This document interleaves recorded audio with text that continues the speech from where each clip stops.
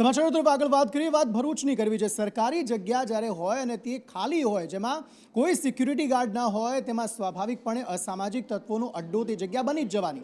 ભરૂચનો sports complex જે છે તે પણ આ જ રીતે અસામાજિક તત્વોનો અડ્ડો બન્યું હોવાનું સામે આવ્યું છે, કારણ કે એ જે સ્પોર્ટ્સ કોમ્પ્લેક્સ છે તેના પરિસરમાંથી અને તેના શૌચાલયમાંથી દારૂની બોટલો, દારૂના ખાલી ગ્લાસ, પીધેલા ગ્લાસ હોય એ ગ્લાસ મળી આવ્યા છે। કરોડોના ખર્ચે આ બનાવાયું છે, પરંતુ સિક્યુરિટી ગાર્ડ કોઈ મૂકવામાં નથી આવ્યા। તેના કારણે જે કોંગ્રેસના જે કાર્યકર્તાઓ છે તેમણે પણ વિરોધ કર્યો હતો અને આ મામલે રજૂઆત પણ કરી હતી કે આખરે આટલા સમયથી આ સ્પોર્ટ્સ કોમ્પ્લેક્સ જો બની ગયું છે તો કાર્યરત શા માટે નથી થયું, અને કાર્યરત નથી થયું તો ત્યાં કોઈ સિક્યુરિટી ગાર્ડ શા માટે નથી મૂકવામાં આવ્યા, તેને લઈને તેમનામાં રોષ જોવા મળી રહ્યો છે। સ્પોર્ટ્સ કોમ્પ્લેક્સમાં બિલ્ડિંગ વર્ક પૂરું થયું છે, એમાં બારી દરવાજાની કામગીરી હાલમાં બાકી છે અને એ કામગીરી અમે સુપરત કરી દીધી છે। લગભગ 2 દિવસમાં બારી દરવાજાની કામગીરી ચાલુ થશે અને બારી દરવાજા લાગ્યા પછી આવો કોઈ પ્રશ્ન ત્યાં હશે તો એ પ્રશ્ન બંધ થશે। દારૂની પોટલીઓથી તમે જો કે હુક્કા પાર્ટી હોય કે જે જેટલા બી બધા એ થતા હોય એ તમામ કાર્યો અહીં થતા હોય એવી પરિસ્થિતિ ઉપરથી નીચે સુધીની છે। જ્યાં સુધી સ્પોર્ટ્સ કોમ્પ્લેક્સની વાત છે, જ્યારે ડીપીઆર બનાવવામાં આવ્યો ને 5 વર્ષથી કે 4 વર્ષ થયા, જો ડીપીઆર બનાવ્યા પછી બિલ્ડિંગ તૈયાર હોય તો એને બારી દરવાજા કેમ નથી બનાવ્યો? જેવી રીતે લાઇટના એસ્ટિમેટમાં ટેકનિકલી ભૂલ બતાવે છે, પોલમાં ટેકનિકલી ભૂલ બતાવે છે, તો દરેક પ્લાન એસ્ટિમેટમાં જ આ ટેકનિકલી ભૂલ આવે છે કે જાણી બુજીને ભ્રષ્ટાચાર કરવા માટે આ લોકો ટેકનિકલી ભૂલો રાખે છે। ભરૂચ શહેરના જેબી મોદી પાર્ક નજીક ભરૂચ નગરપાલિકા દ્વારા કરોડો રૂપિયાના ખર્ચે સ્પોર્ટ કોમ્પ્લેક્સ બનાવવામાં આવ્યું હતું, પરંતુ હાલ જે સ્પોર્ટ કોમ્પ્લેક્સ છે તે અસામાજિક તત્વો માટે આશ્રય સ્થાન બન્યું હોય તેવા દ્રશ્યો જોઈ શકાય છે। સાથે સાથે અહીંયા દારૂની મહેફિલ મનાતી હોય તેવા પણ દ્રશ્યો જોઈ શકો છો। ખાલી દારૂની બોટલો હોય, પ્લાસ્ટિકના ગ્લાસ હોય કે પછી દેશી દારૂની પોટલી હોય, આ હોલ એક અસામાજિક તત્વો માટે પ્રવૃત્તિ થતી હોય એવા દ્રશ્યો આપ જોઈ શકો છો। આ જે સ્પોર્ટ કોમ્પ્લેક્સ છે તે આ અસામાજિક તત્વો માટે પ્રવૃત્તિ માટે આશ્રય સ્થાન બન્યું હોય તેવા દ્રશ્યો આપ જોઈ શકો છો। ત્યારે પાલિકા તંત્રએ આ બાબતે જાગવાની જરૂર છે। વિરલ રાણા, સંદેશ ન્યૂઝ, ભરૂચ। હવે પાલિકા તંત્ર આ મામલે ક્યારે જાગે છે ને ક્યારે કાર્યવાહી કરે છે તે તો જોવાનું રહ્યું, પરંતુ આ તરફ વ્યાજખોરીનું દૂષણ જે છે તે રાજ્યમાં એટલું વકર્યું છે કે તેના કારણે લોકો આત્મહત્યા સુધી પણ કરી લેતા હોય છે। ત્યારે અમદાવાદના શહેર કોંગ્રેસ પ્રમુખ જે છે તેમનો એક ઓડિયો જે છે તે વાયરલ થયો છે, જેમાં એક વ્યક્તિ પાસે તે રીતસરની પઠાણી ઉઘરાણી કરાવતા જોવા મળી રહ્યા છે અને પૈસા એ રીતે માંગી રહ્યા છે જાણે તેમની હત્યા જ કરી નાખશે। ત્યાં સુધીનું એ ઓડિયો ક્લિપ જે છે તે વાયરલ થઈ છે। કોણ છે ભાઈ? તું પૈસા લઈ જાય ના આપે એટલે કલાપી એવું શીખવાડ્યું છે? પણ હું એવું નથી, પૈસા લઈ જાય નહીં આપવાના? મારી વસ્તુ મારા એટલા બધા બધી પૈસા બાકી હતા, મને કેટલી ખરાબ ગાળ બોલ્યા। તો કલાપીની ધમકી કોને આપે છે? મેં ધમકી નથી આલી, બરાબર? કોણ તો કલાપી જોડે ગયો, હું આવું છું, તું ક્યાં બેઠો છે? બોલ લાલા ભાઈ, આને અહીંયા લઈ આવો, નીકળ પછી હું કરીશ ને નહીં સારું થાય। હવે ઓડિયો ક્લિપમાં સ્પષ્ટપણે સંભળાઈ તો રહ્યું છે કે ઝીલ શાહ જે કોંગ્રેસ પ્રમુખ છે તે દાદાગીરી તો કરી રહ્યા છે। જોવાનું રહ્યું કે આ મામલે શું કોઈ પોલીસ ફરિયાદ થાય છે અને ત્યારબાદ કોઈ કાર્યવાહી થાય છે કે નહીં। સમાચારો તરફ આગળ વાત કરીએ, વાત વડોદરાની કરીએ તો વડોદરામાં સ્મશાનનો વિવાદ જે છે તે હજુ પણ શમ્યો નથી। સ્મશાનનું ખાનગીકરણ થયું છે અને ખાનગીકરણના કારણે લોકોમાં ભારે રોષ જોવા મળી રહ્યો છે અને આ સમગ્ર મામલે લોકોએ વિરોધ પણ કર્યો છે। કોર્પોરેશનના સ્મશાન ગૃહના ખાનગીકરણનો વિરોધ કરાયો, છાણીના ગ્રામજનોએ બંધ પાળીને વિરોધ નોંધાવ્યો છે અને ખાનગીકરણ ન કરવામાં આવે તેવું લોકોનું કહેવું છે। કોઈ પણ ભોગે સ્મશાનનું ખાનગીકરણ નહીં થવા દઈએ તેવું લોકોનું કહેવું છે। વડોદરા શહેરમાં કોર્પોરેશન સંચાલિત સ્મશાન ગૃહોના ખાનગીકરણ એટલે કે કોન્ટ્રાક્ટ પ્રથાને લઈ છાણી ગામથી વિરોધ શરૂ થયો છે। છાણી ગામના લોકોએ ગતરોજ જે ઢોલ નગારા સાથે રેલી યોજી ગામના બંધનું એલાન આપવામાં આવ્યું હતું। આજે આપ જોઈ રહ્યા છો તે પ્રમાણે સંપૂર્ણ ગામ બંધ રાખવામાં આવ્યું છે। લોકોએ ધંધા રોજગાર બંધ રાખ્યા છે, લાખો કરોડો રૂપિયાનું નુકસાન વેઠી રહ્યા છે નાગરિકો, પરંતુ કોઈ પણ ભોગે સ્મશાનનો ખાનગીકરણનો આજે વિરોધ કરી રહ્યા છે। શું કહેશો વડીલ, કેમ આનો વિરોધ છે? એવું થાય કે અમારું છાણી મુક્તિ ગામ છે એ કોર્પોરેશન હસ્તક કરવા જઈ રહ્યું છે। દરેક છાણી નાગરિકની એવી ઈચ્છા છે કે આ સ્મશાન જે પદ્ધતિમાં ચાલતું એ રીતના ચલવા દઉં। અમારું ધર્માદા ટ્રસ્ટ એટલું સક્ષમ છે કે વડોદરાના 31 સ્મશાન ચલાવવા હોય ને તો પણ ચલાવી શકે।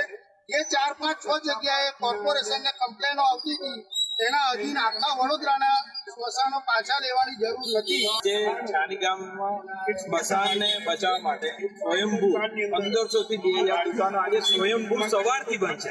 સવારે 7 વાગ્યાથી લઈ 1 વાગ્યા લગી સદાતર બંધ છે. પેટ્રોલ પંપ સહિતના તમામ ધંધા રોજગાર બંધ રાખવામાં આવે છે. લાખો કરોડો રૂપિયાનું નાગરિકો નુકસાન વેઠી રહ્યા છે, પરંતુ તંત્રના પેટનું પાણી હલતું નથી.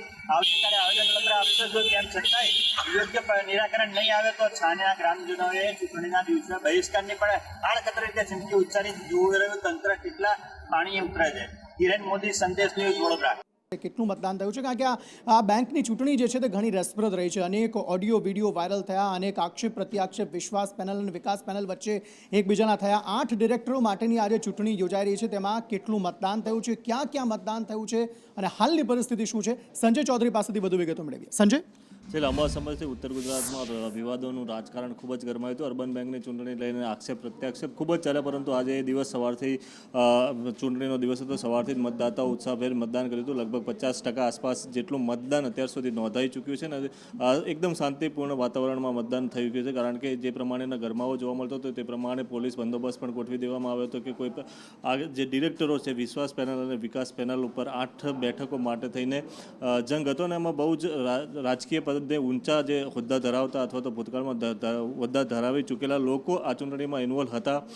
તેના કારણે થઈને ખાસ આ જે રાજકારણ છે એ ખૂબ જ ગરમાયું હતું. એકબીજા ઉપર આક્ષેપ પ્રત્યાક્ષેપ કર્યા હતા. કેબિનેટ મંત્રીથી લઈને MLA હોય, ભાજપના નેતાઓ, કોંગ્રેસના નેતાઓ આ ચૂંટણી સાથે સંકળાયેલા હતા અને એકબીજાના પક્ષની પેનલને જીતાડવા માટે થઈને પ્રયાસ કરી રહ્યા હતા. તમામ નેતાઓ છે લગભગ 50% જેટલા લોકોએ મતદાન કર્યું છે. 1,07,000 સભાસદો મતદાન કરવાના હતા, પરંતુ 50% જેટલું જ મતદાન નોંધાયું છે. અમદાવાદ, મહેસાણા, પાટણ, કલોલ આ તમામ જિલ્લા ઉપર લગભગ 50થી વધારે કેન્દ્રો ઉપર 57 જેટલા કેન્દ્રો ઉપર મતદાન સવારથી જ ચાલી રહ્યું હતું. આવતીકાલે સવારે મતગણતરી હાથ ધરવામાં આવશે અને અંતે બાજી કોણ મારે છે, ખાલી એક મહિના કરતાં પણ વધારે સમયથી જે રસાકસી ચાલી રહી છે, હવે એ બાજી કોણ મારે છે, ડિરેક્ટરોમાંથી સંખ્યા કોને, કઈ પેનલ વિશ્વાસ પેનલ જીત મેળવવામાં સફળ થાય છે કે વિકાસ પેનલ છે એ પોતાના પદે યથાવત રહેશે તે જોવાનું રહેશે. જી, આભાર સમગ્ર માહિતી આપવા માટે. તો વિકાસ પેનલ જીતે છે કે પછી વિશ્વાસ પેનલ જીતે છે, આવતીકાલે મતગણતરી બાદ આ સમગ્ર મામલા પરથી ખુલાસો થઈ જશે. સમાચારો તરફ આગળ વાત કરીએ. રાજકોટમાં ભાઈ તમે ટેક્સ ભરો છો તેમ છતાં પણ તમને પાણી અશુદ્ધ મળે છે. આ અમે નથી કહેતા, પરંતુ જે રિપોર્ટ સામે આવ્યો છે એ રિપોર્ટમાં સામે આવ્યું છે કે અલગ અલગ 26 જેટલા જે નમૂના લેવામાં આવ્યા હતા એ 26 જેટલા નમૂના ફેલ થયા છે અને 2 ડઝનથી વધારે, જી હા, 25 જેટલા વિસ્તારોમાં મનપા દ્વારા પાણી વિતરણ કરવામાં આવ્યું હતું. એ પાણી જે છે તે અશુદ્ધ હોવાનો ખુલાસો થયો છે. 26 જેટલા નમૂના જે છે તે ફેલ થયા હોવાનું સામે આવ્યું છે. અલગ અલગ 25 જેટલા વિસ્તારોમાં પાણીનું વિતરણ કરવામાં આવ્યું હતું. એક રિપોર્ટ સામે આવ્યો જેમાં આ ખુલાસો થયો છે. ગંદા પાણી બાબત જેમાં ખાસ કરીને વોર્ડ નંબર અમારા વોર્ડમાં જે વિસ્તાર આવે છે ત્યાં ઘણા વિસ્તારોમાં લોકોની ફરિયાદ હોય છે. એ ફરિયાદના અનુસંધાને અમે કોર્પોરેશનને ફરિયાદ કરી હતી કે પાણી પીવા લાયક નથી. આજે જો નર્મદાનું પાણી રાજકોટમાં આવતું હોય અને કોર્પોરેશન એ પણ શુદ્ધ કરીને ન આપી શકતી હોય તો આ પ્રજાના ટેક્સના પૈસા જાય છે કઈ જગ્યાએ? અત્યારે લગીને કોર્પોરેશને 26 જેટલા નમૂના લીધા, અલગ અલગ 26 વિસ્તારમાં પાણીનું વિતરણ કર્યું અને પાણી બધે ડોરું આવે છે, પાણીજન્ય રોગો થાય છે, લોકો બીમાર પડે છે. તો આમાં જવાબદારી કોની? કોર્પોરેશનના અધિકારીઓ કેમ ધ્યાન નથી દેતા? તો લોકોને આરોગ્ય સાથે આવા છેડા ન કરાય ને, જે હોય તે સાચું સત્ય કરાય ને. રાજકોટ ભાજપના શાસકો અને એના અધિકારીઓ બંનેની મિલીભગતના હિસાબે રાજકોટની પ્રજાનું શોષણ થઈ રહ્યું છે. રાજકોટની પ્રજા હેરાન પરેશાન થઈ રહી છે, એના આરોગ્ય સાથે છેડા થઈ રહ્યા છે. 2 વર્ષમાં 2 મહિનામાં 26 નમૂનાઓ પાણીના ફેલ થયા છે, જે રાજકોટના પોશ વિસ્તારોમાં પણ છે. કોઠારિયામાં તો લગભગ ઝાઝા ફેલ થયા. રાજકોટમાં જો 26 નમૂનાઓ ફેલ જતા હોય એ જ બતાવે છે ક્યાંક ને ક્યાંક કે તમારી ઘોર બેદરકારી છે અને તમારી બેદરકારીના હિસાબે લોકોની પરિસ્થિતિ આ થઈ રહી છે. સમાચારો તરફ આગળ વાત કરીએ. ઉપરવાસમાંથી ભારે વરસાદને કારણે, કારણ કે રાજ્યમાં તો વરસાદ થંભી ગયો છે, પરંતુ ઉપરવાસમાંથી ભારે પાણીની આવકના કારણે નર્મદા ડેમના 15 જેટલા દરવાજા ખોલવામાં આવ્યા છે અને તેના જ કારણે ભરૂચમાં નર્મદા નદીનું જળસ્તર વધ્યું છે. આખરે કેટલું વધ્યું છે, કેટલા ફૂટે તેની જળસપાટી પહોંચી છે? જિગ્નેશ પટેલ પાસેથી વધુ વિગતો મેળવીએ. જિગ્નેશ. અંકિત, વાત કરવામાં આવે તો મધ્યપ્રદેશમાં આજે વરસાદ વરસ્યો હતો અને ત્યારબાદ સરદાર સરોવર ડેમમાં જે પાણીની આવક થઈ હતી અને પાણી છોડાતા અત્યારે ભરૂચના અંદર જે નર્મદા નદી પસાર થઈ રહી છે તેનું જે વોટર લેવલ છે તે 20 ફૂટ સુધી પહોંચી ગયું છે. સામાન્ય રીતે તેનું જે વોર્નિંગ લેવલ છે તે 22 ફૂટ છે અને 24 ફૂટે ભયજનક સપાટી ઉપર નર્મદા ભરૂચ ગોલ્ડન બ્રિજ પાસેથી પસાર થતી હોય છે. પરંતુ અત્યારે 20 ફૂટથી વધુ જ્યારે તેની હાઇટ પહોંચે ત્યારે આસપાસના જે 27 ગામના લોકો છે કે જે નદીના કાંઠાની નજીક રહે છે તેમને સચેત રહેવા સૂચના આપવામાં આવી છે. અને સાથે જ ભરૂચ જિલ્લાની અંદર જે સરદાર સરોવર ડેમના જે 15 દરવાજા ખોલવામાં આવ્યા છે ત્યારે નર્મદા નદી બે કાંઠે વહેતા થઈ હોવાથી લોકોને નદીમાં ન જવું અથવા તો જે નદી કાંઠાના લોકો છે તેને કિનારાથી દૂર જવા ઉપર તંત્ર દ્વારા સૂચના આપી દેવામાં આવી છે. અને આગામી દિવસમાં જ્યાં સુધી વોટર લેવલ મેનેજ ન થાય ત્યાં સુધી નદી કાંઠાની નજીક ન જવું તે અંગે સ્પષ્ટ આદેશ સ્થાનિક તંત્ર દ્વારા આપવામાં આવ્યા છે. સમાચારો તરફ આગળ વાત કરીએ. ભાઈ, રાજ્યમાં હાલના સમયે તો વરસાદ થંભ્યો છે. છૂટો છવાયો વરસાદ થોડી જગ્યાએ ક્યાંક જિલ્લાઓમાં જોવા મળી રહ્યો છે. પરંતુ હવે હવામાન વિભાગ દ્વારા આગાહી કરવામાં આવી છે કે આગામી 7 દિવસ સુધી અલગ અલગ જિલ્લાઓમાં મધ્યમથી સારો એવો વરસાદ જે છે તે વરસી શકે છે. આ ઉપરાંત પણ યલો એલર્ટ જે છે તે કયા જિલ્લામાં આપવામાં આવ્યું છે તે સાંભળીએ.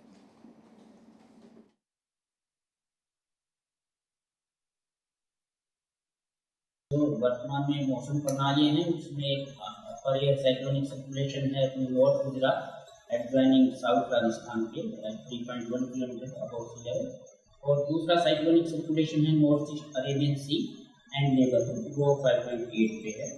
तो इनके प्रभाव से जो अगले 7 दिनों में है light to moderate rain expected है गुजरात में. और डे 1 में येलो अलर्ट रखा गया है नॉर्थ गुजरात रीजन के लिए, जिसमें साबरकांठा, अरावली और महिसागर डिस्ट्रिक्ट्स हैं. रेनफॉल की बात करें, अभी तक जो मानसून रेनफॉल हुई है गुजरात रीजन में 21% ज़्यादा हुई है नॉर्मल से, और सौराष्ट्र कच्छ में 16% ज़्यादा हुई है. कुल मिलाकर अगर स्टेट की बात करें तो 19% रेनफॉल अभी तक साउथ वेस्ट मानसून में एक्सेप्ट रही है.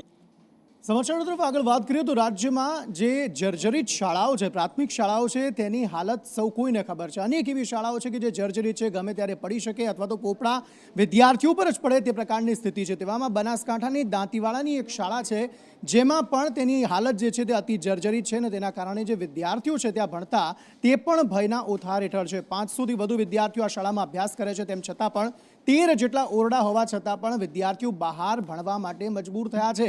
શાળાના આચાર્ય કહે છે કે અમે તો 2023થી કહી દીધું છે કે ભાઈ અમારા ઓરડા જે છે તે આ પ્રકારે જર્જરિત હાલતમાં છે. તેમ છતાં પણ હજુ સુધી એ ઓરડાનું ના તો સમારકામ થયું છે, ના એ ઓરડા ઉતારી લેવા માટેની કોઈ કાર્યવાહી કરાઈ છે, ના તો એ ઓરડા નવા બનાવવા માટેની કોઈ કાર્યવાહી કરવામાં આવી છે. અમારા શાળામાં ઉપરથી ગમે ત્યારે ખોપટા પડે છે અને અમને ભણતા પણ બહુ ડર લાગે છે.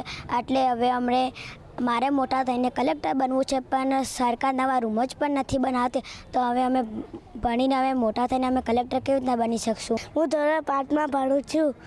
આ ઘટના બની છે. હું બેટી રિસર્ચ પછી પ્રે ચાલી રહ્યા હતા ત્યારે અમે રિસર્ચ પછી જોયું કે ઉપરથી પડ્યું છે અને અમારે ભણવામાં પણ તકલીફ પડે છે. આમાં બહાર બેનું ગમતું નથી. એ સાલના 1985-86માં બનેલા છે 9 રૂમ, જ્યારે 2 રૂમ છે એ 1989-90માં બનેલા છે. 2 રૂમ બનેલા છે 2001-2માં, એટલે ટોટલ 13 જેટલા રૂમ અમારે ડેમેજ કરવા પાત્ર છે. એટલે આ ઓરડા ખરેખર ડેમેજ કરવા પાત્ર છે. જો કે અમને ડેમેજનું સર્ટિ પણ મળી ગયું છે અને હવે આગળની કાર્યવાહી શરૂ થઈ છે રૂમના ઓરડા ઉતારવાની અને ઓફિસમાંથી અમને નવું બિલ્ડિંગ મળે એ માટેની માગણી કરી છે. એકદમ સ્થિતિ ઉતારવા લાયક છે, કોઈ કામની નથી. છોકરાના બાળકોનું નુકસાન 100% થવાનું છે. અંદર કોઈ પ્રવેશ કરશે તો નુકસાન અમે તો લોક કરાવી દીધું છે, બરાબર છે. પણ મારી સરકારશ્રીને આપશ્રી વિનંતી ખૂબ કરવામાં આવે છે કે જરે તરે જલ્દી ચાલે છે, જરે તરે પહેલેથી ઉતરી જાય એવી મારી વિનંતી છે. અત્યારે બાળકો ક્યાં બેસે છે? આજે બાળકો થોડા બહાર શેડમાં બેસે છે અને કંઈક મીટિંગ મળશે ત્યાં બેસે છે. દાંતીવાડા શાળાના રૂમો ડેમેજ છે એવું 2023માં આચાર્ય સર તરફથી પત્ર મળેલ હતો અને એ વખતે એમને રૂમો ડેમેજ કરવા માટેની જાણ કરવામાં આવેલ હતી. પરંતુ લોકસભાનું ઇલેક્શન હોવાના કારણે ત્યાં મતદાન મથકો હોવાના કારણે એ સમયે ડેમેજ નહોતા કરી શક્યા અને ત્યાર પછી એસઓઈમાં આ શાળાની મરામત ચાલુ હતી અને અચાનક જ એક રૂમમાં પોપડા પડેલ છે. ત્યારે એ રૂમને ડેમેજ કરવાની દરખાસ્ત તૈયાર કરવામાં આવી છે અને એ મકાનમાં બાળકોને ન બેસાડવાની સૂચના પણ આપવામાં આવી છે. ગુજરાત સરકારનું એક સ્લોગન છે, સૌ ભણે સૌ આગળ વધે.